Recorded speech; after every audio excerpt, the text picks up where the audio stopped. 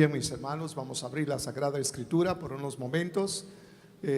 Vamos a dividir esta lección en dos partes, dado que el tiempo no nos va a alcanzar para hablar de algo que tenemos que entender, hermanos, muy especialmente, porque es cuando entendemos que podemos fructificar.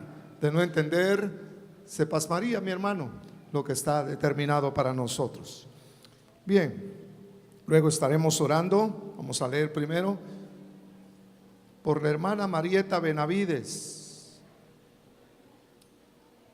Es mamá de Clemencia y creo que también de mi hermano Marquitos. Así que vamos a leer primero. Abramos por favor en la segunda carta del apóstol Pedro. En el capítulo número 1 vamos a encontrar nuestra lectura para esta noche. El versículo es el 16. Segunda de Pedro, capítulo número 1 y versículo 16. Así reza la palabra del Señor. Porque no os hemos dado a conocer el poder y la presencia de nuestro Señor Jesucristo, siguiendo fábulas artificiosas, sino como habiendo visto con nuestros propios ojos su majestad. Pues cuando Él recibió de Dios Padre honra y gloria, le fue enviada desde la magnífica gloria una voz que decía: este es mi Hijo amado, en el cual tengo complacencia. Y nosotros oímos esta voz enviada del cielo cuando estábamos con Él en el monte santo. Tenemos también la palabra profética más segura, a la cual hacéis bien en estar atentos como a una antorcha que alumbra en lugar oscuro, hasta que el día esclarezca y el lucero de la mañana salga en vuestros corazones. Amén. Hasta ahí la lectura. Oremos entonces por Marieta Benavides. Padre, levantamos a ti nuestro corazón, lleno de gratitud y de fe, sabiendo que tú eres grande en misericordia, para que trates, Señor, con ella, con Marieta. Señor, queremos que tú la trates. No sabemos qué está sucediéndole, pero ponemos, Señor, su vida delante de ti para que tú hagas la obra que tengas que hacer. Queremos que tú la toques, Señor, y que sepa ella que tu mano fiel ha cambiado su situación.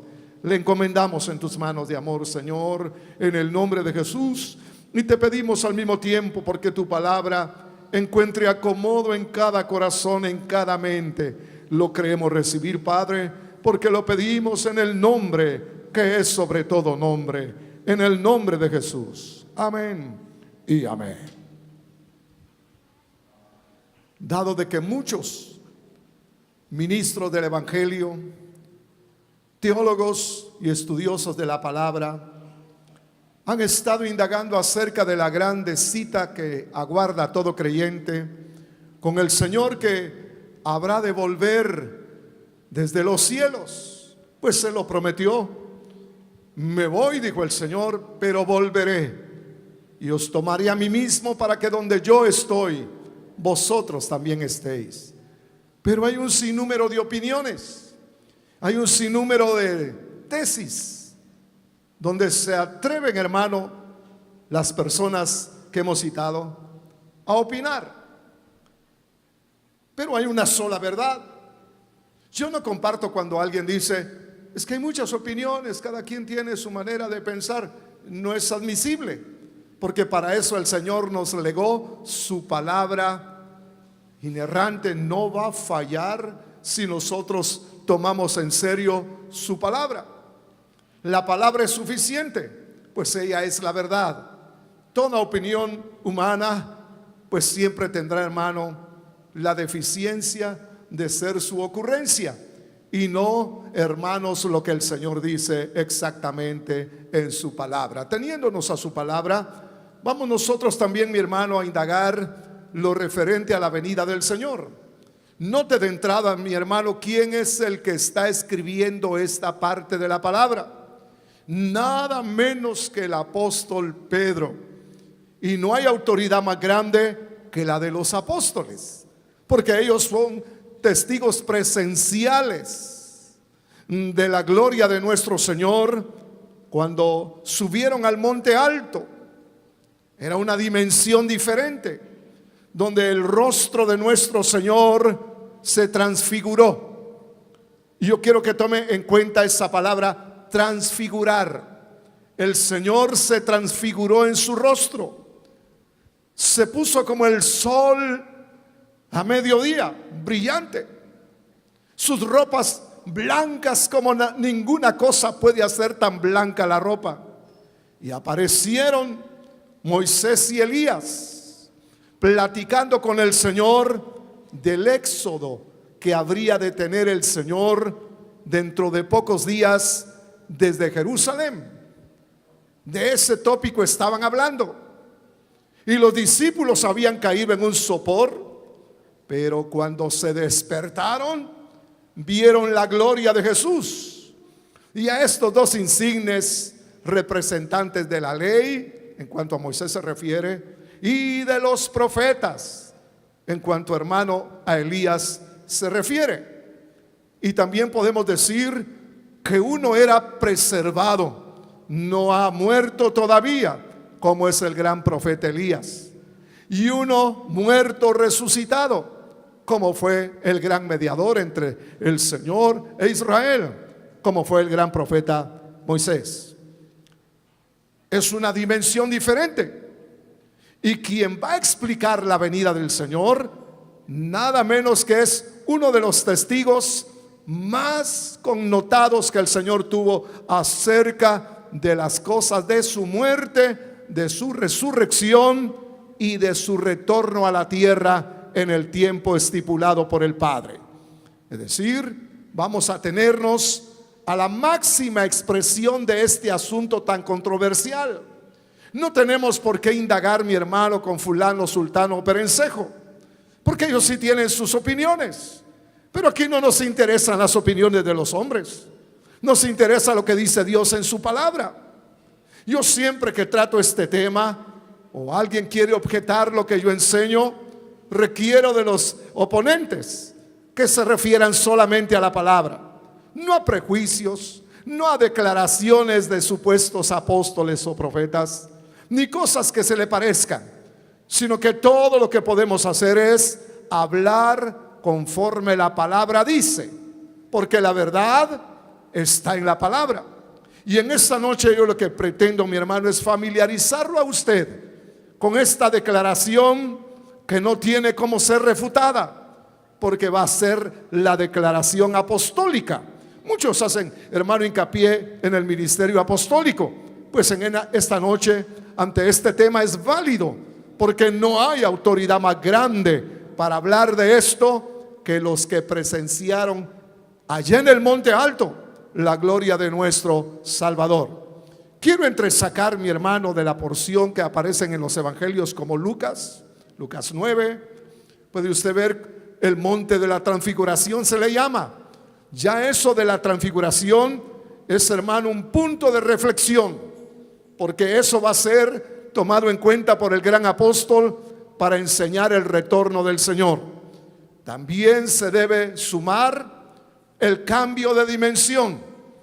Estaban al pie del monte y el Señor eligió a 3 nada más, a Pedro, a Juan y a Jacobo, y subió con ellos a ese monte. Pero cuando subieron, cambiaron las cosas naturales en sobrenaturales. Debe tomarse en cuenta esto, porque repito, insisto y recalco, hermano, que esto es base para enseñar el regreso de nuestro Señor.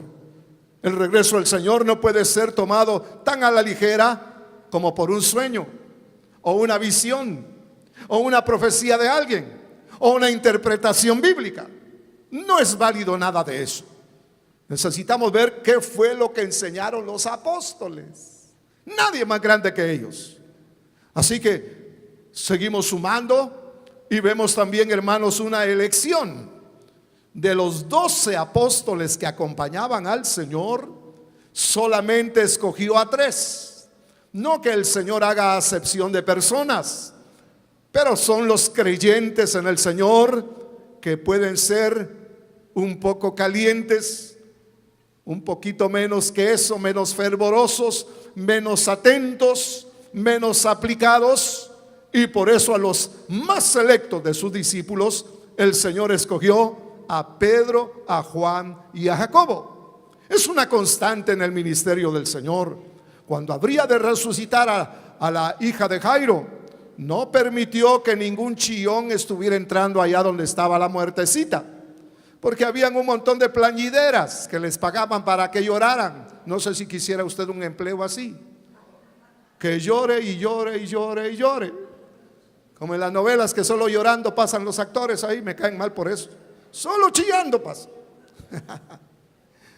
Estaban llorando y a ninguna de ellas tomó el Señor en cuenta, ni a los discípulos rezagados los dejó afuera. Solo hizo ingresar a los dos padres, porque son los interesados, y a sus discípulos que iban a sumar en la fe, Pedro, Juan y Jacobo. Y así el Señor hizo ese milagro. Y usted comprenderá, usted leerá en los evangelios esa constante. Siempre estos tres discípulos aventajados, hermano. Cuando fue también al monte, allá al Getsemaní, a la prensa de aceite donde el Señor derramaría su alma delante de su Padre, no permitió sino que Pedro, Juan y Jacobo lo acompañaran más hacia donde él iba a orar. Y aún así tuvieron deficiencia los discípulos. Así que hay que abonar también esto, hermano, el escogimiento. Cuando el Señor regrese, van a haber aplicados y otros reprobados. Gente que va a estar atenta al retorno del Señor, y personas que lo postergan, no sé por qué lo hacen. Fíjense las posiciones de muchos. Creen que el Señor vendrá a la mitad de la tribulación. Vaya gracia más fea. Otros creen que el Señor va a venir después de la tribulación. Peor todavía. Y hay otros que creen, más torpe todavía la interpretación, que el Señor vendrá después del milenio. ¿A qué reino se referirán? Si el milenio comenzará con el Rey de Gloria instalado en Jerusalén, y nosotros con Él para reinar sobre todas las naciones con vara de hierro. Aleluya. Las posiciones de los hombres siempre serán así, deficientes, nada confiables. Por eso tenemos la Biblia. Y acá dice, pero tenemos la palabra profética más segura. Olvídese de Nostradamus, olvídese del calendario maya, olvídese de las lunas rojas, olvídese, hermano, de catástrofes. Siempre que hay una catástrofe, la gente comienza a escribir en el internet otras calamidades, como que son escapistas, como que les va mal en la tierra, y mejor si se van de una vez, están pensando ellos. Solo alarmando a la pobre gente que no sabe la palabra. Yo siempre que oigo eso digo, ja, ja, ja, ja, no va a pasar nada de eso, porque la palabra no dice nada de lo que ellos están afirmando. Sencillamente así. Así que nos familiarizamos en esta noche con este conocimiento tan grande, mi hermano. Aquí hay unas cosas impresionantemente grandes. Como fíjese el encabezado: nos hemos dado a conocer el poder. Primero, fíjese, antecede a la venida del Señor. El poder es un empoderamiento increíble. ¿Qué va a suceder con los creyentes que estemos, hermano, en la línea del Señor? Y luego la presencia. El griego dice parusía. Para los que no saben el término griego parusía, este significa su presencia personal. Y por supuesto en la tierra, porque nosotros no somos nubecinos, como algunos dicen, a las nubes nomás vendrá el Señor. Son nubecinos, y por eso no son nuestros vecinos. Pero mire, hermano, nosotros estamos en la tierra, y aquí donde nosotros habitamos, el Señor se hará presente personalmente y acudirá a comprobar nuestra fe, a ver si lo reconocemos. Tanto que cantamos y predicamos y enseñamos acerca de nuestro Señor, se verificará esta fe cuando Él venga y nos buscará y se nos manifestará, pero no todos lo reconocerán. Esto es sofisticado, esto es delicado. Por eso tenemos que ver qué fue lo que enseñaron los apóstoles. No nos debe interesar el señor Michel de Nostradamus. ni cristiano era ese hombre. Nos debe interesar la santa palabra de nuestro Padre Celestial, que nos fue legada para que por ella militemos la buena milicia, la de la fe. Así que hermano, qué maravilloso es ver esto. La gente no sabe de qué se trata cuando dice: les hemos dado a conocer el poder. Nosotros ya sabemos qué es eso. El Señor derramará, hermano, una sobrenaturalidad que romperá toda barrera natural y nos empoderará para la última batalla, donde vamos a derrotar al enemigo de nuestras almas por la virtud de la sangre de Jesús, por la palabra que se nos impregne en nuestra propia personalidad, y porque no amaremos más ni siquiera nuestra vida, sino que nos habremos dado enteros, rendidos enteramente a nuestro Señor. Si no, pregúntese: ¿cómo es que se le va a ganar al diablo, hombre? ¿Quién le puede ganar si toda la humanidad, hermano, ha sido derrotada por él? El mundo entero está bajo el poder del enemigo. Él es el Dios de este siglo, con D minúscula, pero Dios de este siglo. Él es el que maneja a toda esta humanidad que ha caído en la corrupción. No hay otro personaje. Y cuando dice debajo, quiere decir en franca comunión con Él. En cambio, nosotros los creyentes estamos en Cristo Jesús, hermano, en ese lugar preferente, porque siendo nuevas criaturas estamos en Cristo, hermano, haciendo hincapié en esa posición que nos fue asignada en Cristo Jesús, en su comunión, en la verdad, en la misericordia, en el amor de nuestro Dios, en la fe de nuestro Salvador. Bendito sea su poderoso nombre, alabado sea el Señor. Entonces, fíjese, hermano, cómo va armando el apóstol Pedro algo tan singular. Yo no lo he oído de nadie, no lo he leído en ningún libro. No sé por qué se callan los que pudieran estar conociendo esto, pero yo no me voy a callar. Yo lo voy a decir. Lo fui a decir a Arequipa, lo fui a decir a Lima, y lo diré a donde Dios me permita llegar. Diré que Cristo viene pronto, pero primero derramará una gloria tan grande que nos exaltará, así como estaba la iglesia del principio. Gloria sea a su poderoso nombre. Aleluya. Porque si el Señor se apareciera hoy, no tendríamos, hermano, ningún chance.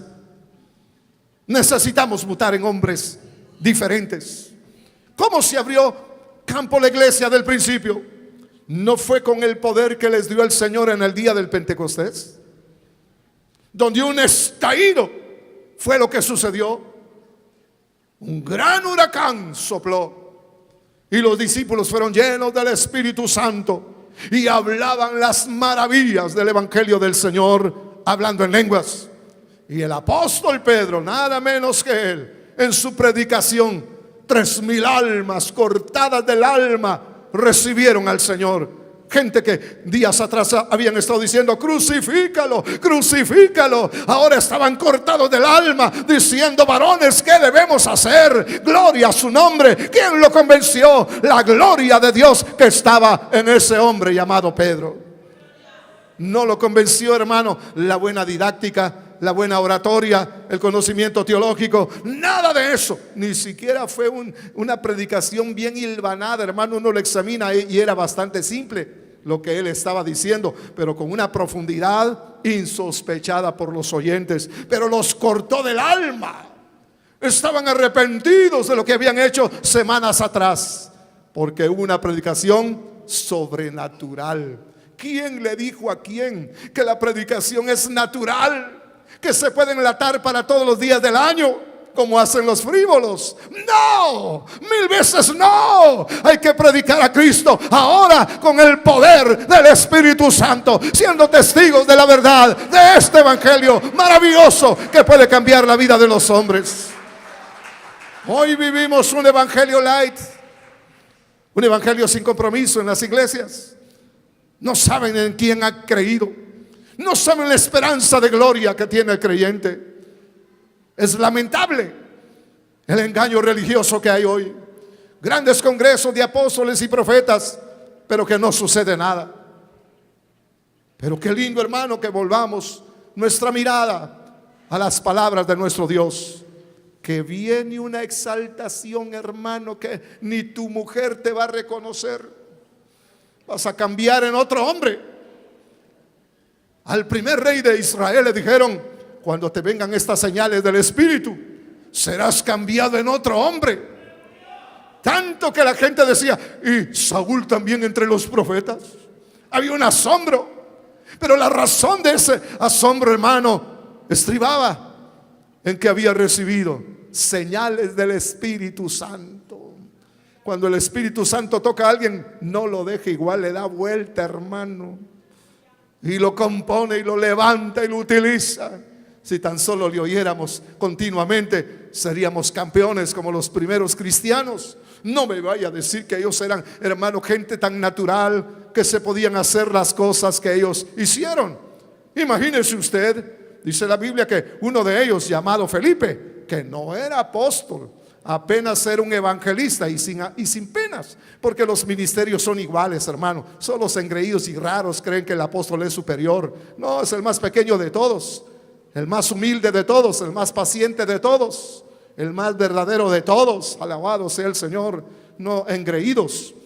Pues, hermano, qué tremendo lo que le pasó a ese hombre y lo que le puede pasar al creyente que recibe esta maravilla del Espíritu Santo. Su hablar, su predicación, su caminar será sobrenatural. No hay nada natural en el Evangelio. El que predica está profetizando, está hablando maravillas que pueden suceder cuando se mezcla fe con lo que se está oyendo. Por eso es tan sobrenatural eso. Y hermano, la iglesia del principio fue confundida con grandes personajes de la mitología griega, como los dioses que bajaron del Olimpo. No, estos no son hombres naturales.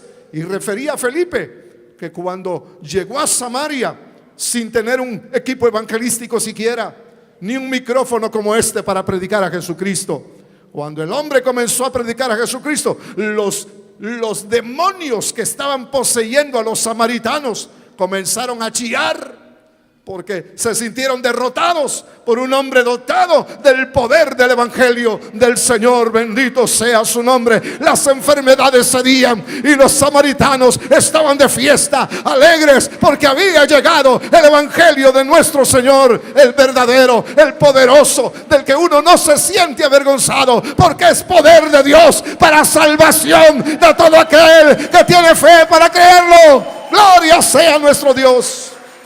Eso tiene que volver, porque el evangelio que se predica hoy es una caricatura de lo que fue la predicación de aquellos grandes hombres. Toda la ciudad se quedó conmovida ante la predicación de Felipe. Oían a un brujo de los que salen en la televisión hoy ofreciendo sus miserables servicios. Lo dejaron hablando solo a un tal Simón, por ir a oír a Felipe, que no solamente hablaba, sino el poder del evangelio se manifestaba. Jesús estaba en Samaria, los enfermos se sanaban, los paralíticos se levantaban, los endemoniados quedaban libres, y la gran alegría que había en aquella ciudad.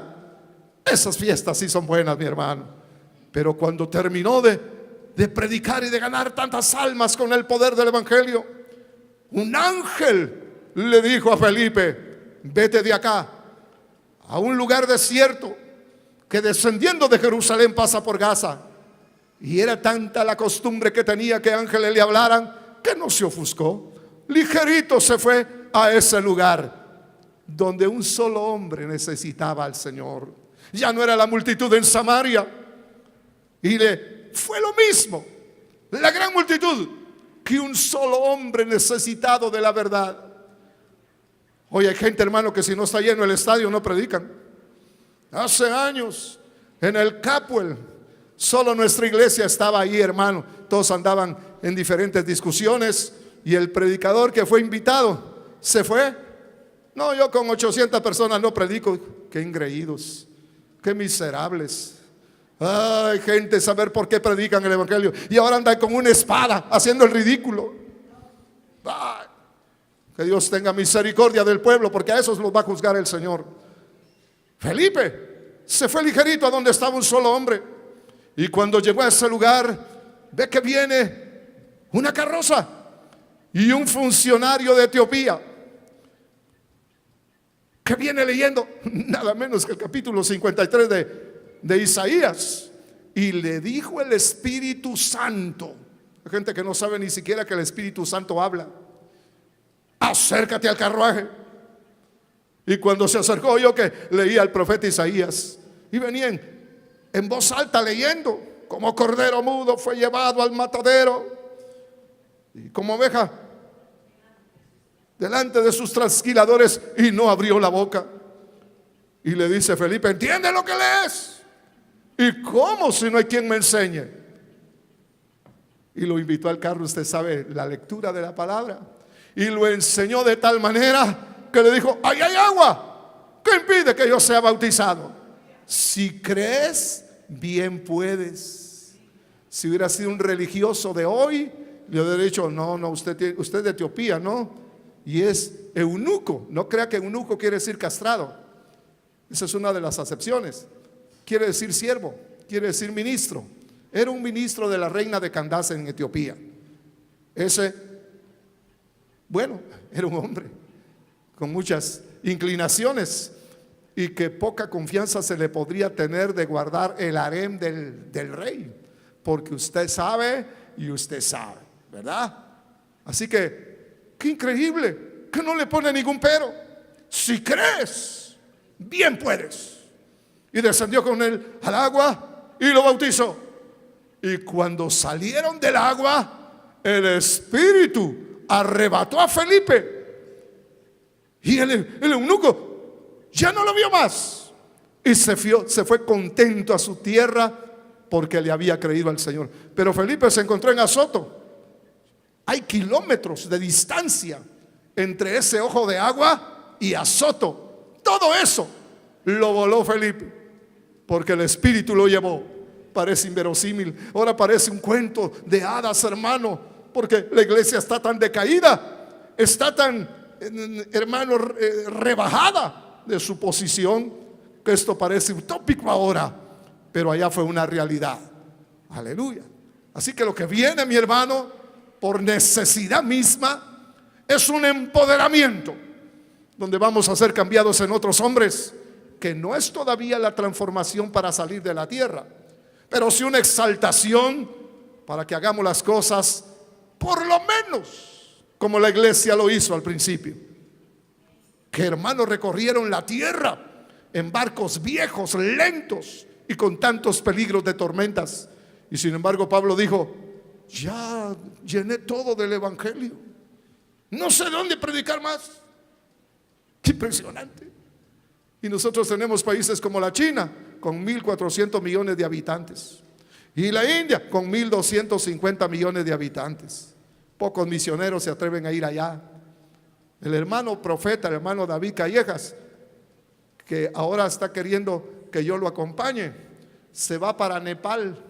¿Qué vas a ir a hacer allá? Ya lo invitaron, y ese, como es andariego, se va a ir en estos días. Nepal, ahí donde está la India. Dios mío, mire por dónde van los hermanos que van de punta de lanza. No le extrañe que un día de estos aparezca yo, hermano, en otros lugares lejos de América, platicando de las cosas de nuestro Dios. Yo ya lo sé. Aleluya. Porque este evangelio, este de los apóstoles, debe ser predicado todavía.